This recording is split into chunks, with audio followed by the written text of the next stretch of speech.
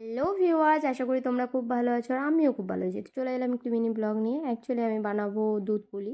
তো তোমরা দেখতে থাকো। জলটা ফুটিয়ে নিচ্ছিলাম তেল দিয়ে, যাতে ডোটা মাখতে অসুবিধা না হয়, হাতে লেগে না যায়।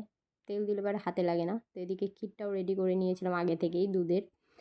এবার বানাবো পুলিগুলো, দেখতে থাকো। তো গোল গোল রাউন্ড করে শেপ করে বানিয়ে নিয়ে ভেতরে একটু ক্ষীর দিয়ে দিচ্ছিলাম।